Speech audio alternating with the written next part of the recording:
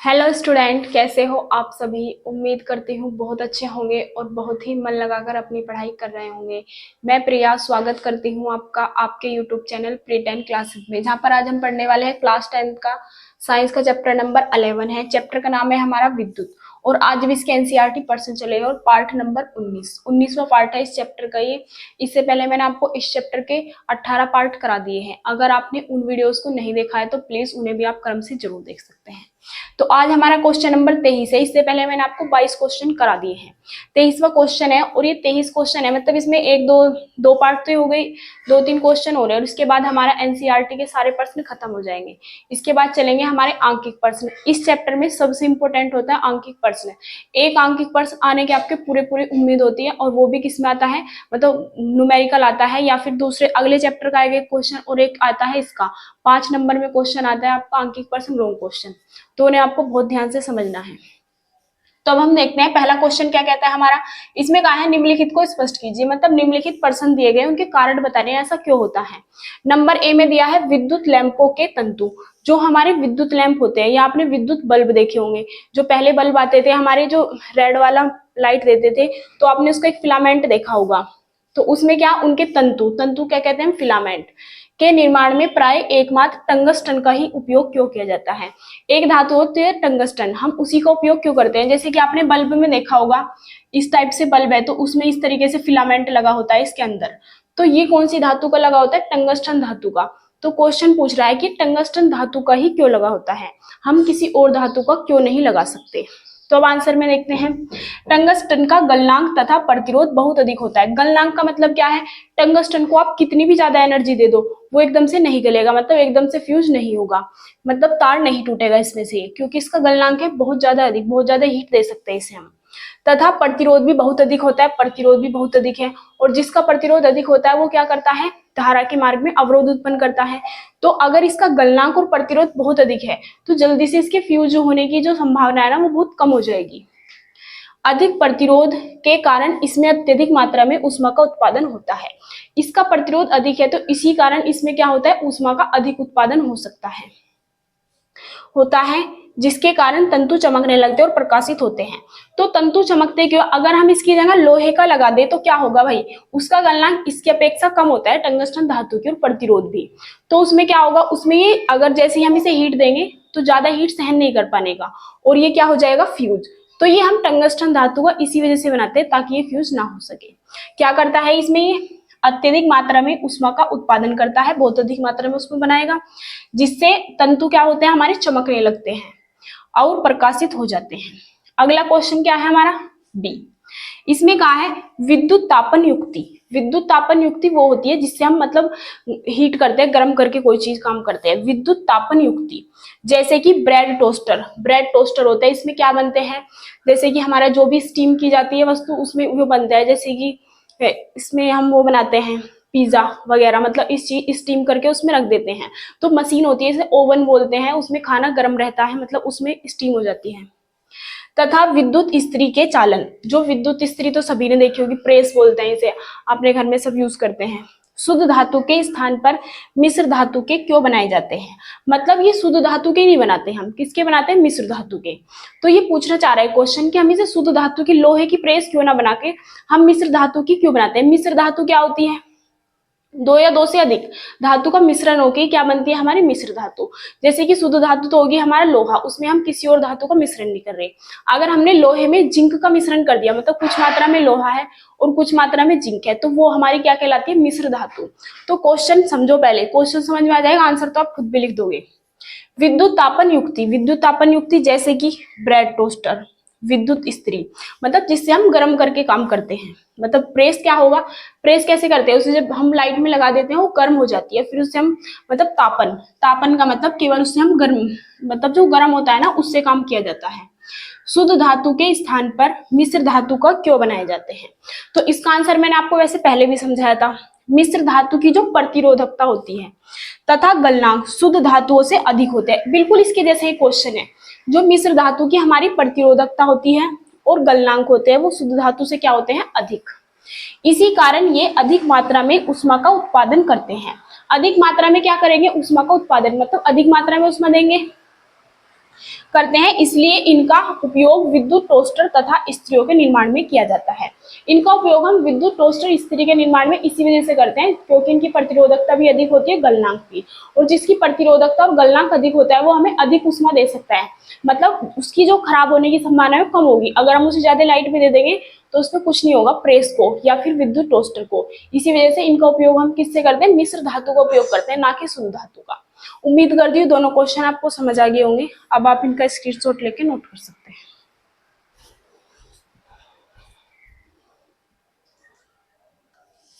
अब हम आगे देखते हैं क्वेश्चन नंबर सी। इसमें हमें क्या कहा है, घरेलू विद्युत परिपथों में श्रेणी संयोजन का उपयोग क्यों नहीं किया जाता। मतलब जो हमारे घरेलू विद्युत परिपथ है उसमें हम अपने प्रतिरोधों को जो या हम जो भी इंस्ट्रूमेंट लगाते हैं, मतलब पंखा, एसी, बल्ब, इन सबको हम कौन से क्रम में जोड़ते हैं, श्रेणी क्रम में नहीं जोड़ते। तो कौन से क्रम में जोड़ते होंगे, समांतर क्रम में। तो हमें इसका कारण बताना है, जो हमारे घरेलू विद्युत परिपथ है उनमें हम प्रतिरोधों को श्रेणी क्रम में क्यों नहीं जोड़ते। तो इसका एक ही कारण है। अब हम क्या बताएंगे, जो श्रेणी क्रम होता है उसमें प्रतिरोध क्या आता है हमारा अधिक, और समांतर क्रम में प्रतिरोध आता है कम। तो हम कहेंगे चूंकि परिपथों को मतलब विद्युत प्रतिरोधों को श्रेणी क्रम में जोड़ने पर प्रतिरोध का मान बहुत अधिक आता है, जिससे परिपथ में धारा का मान बहुत कम हो जाता है, मतलब धारा बहुत कम बहेगी।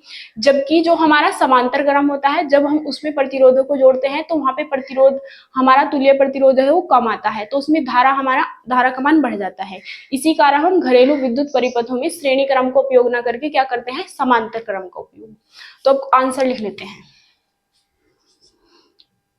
चूंकि श्रेणी क्रम में जुड़े प्रतिरोधों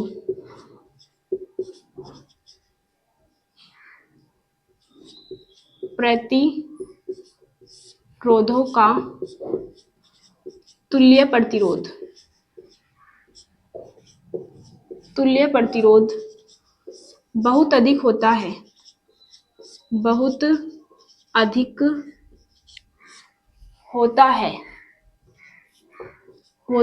जिससे क्या होता है, जिससे धारा का मान बहुत कम हो जाता है, जिससे धारा का मान कम हो जाता है। इसलिए जबकि समांतर क्रम में जुड़े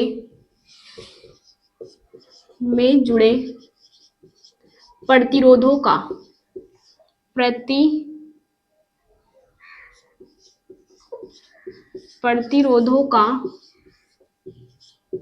तुल्य प्रतिरोध बहुत कम होता है। तुल्य प्रतिरोध बहुत कम होता है, जिसके कारण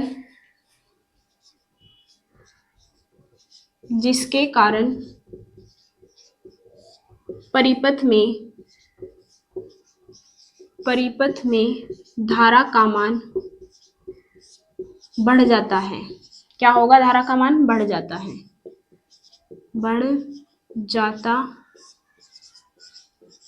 है। अतः घरेलू विद्युत परिपथों में श्रेणी संयोजन के स्थान पर हम किसका उपयोग करते हैं, समांतर संयोजन का। अतः घरेलू विद्युत परिपथों में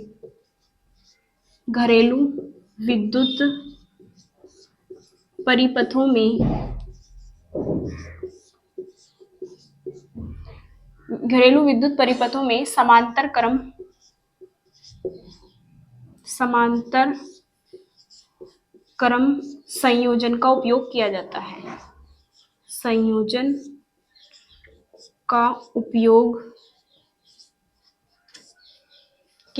है।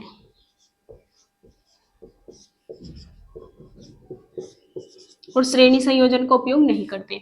उम्मीद करती हूँ आपको समझ आ गया होगा। अब आप इसका स्क्रीनशॉट लेके नोट कर सकते हैं।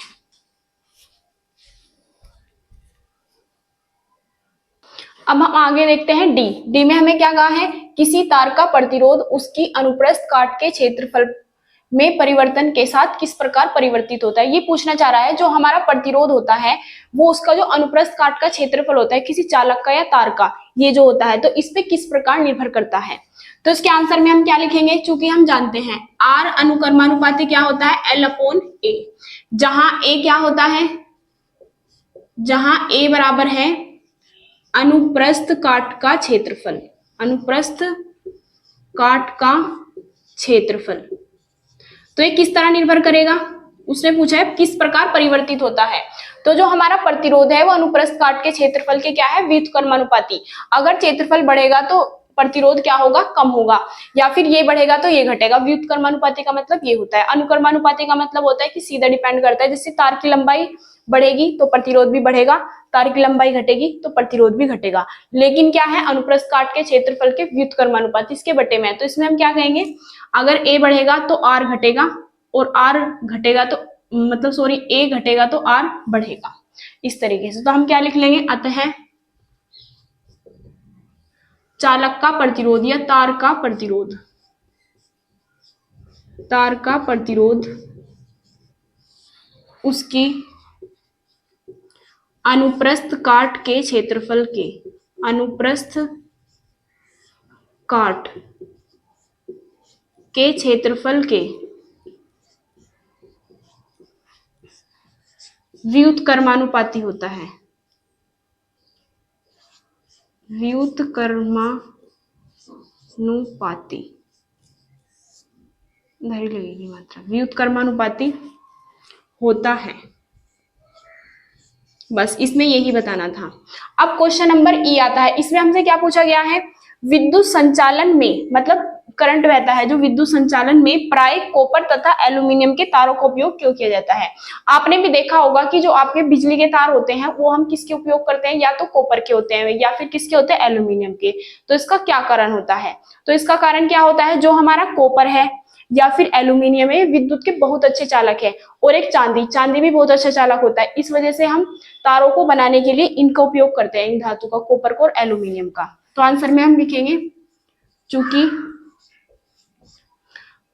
आप वो भी लिख सकते हो सिल्वर, सिल्वर महंगा है इस वजह से उसके तार नहीं बनाए जाते। Silver comma copper comma aluminium, aluminium विद्युत के सर्वश्रेष्ठ चालक है। कैसे चालक है, सर्वश्रेष्ठ, सर्वश्रेष्ठ चालक होते हैं, सर्वश्रेष्ठ चालक होते हैं।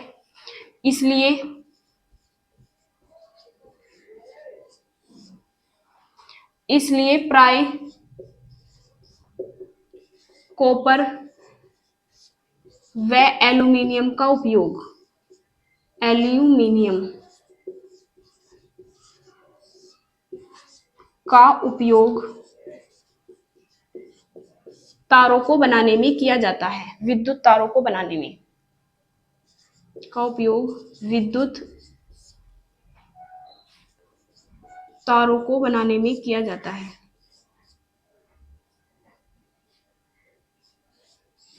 बनाने में किया जाता है।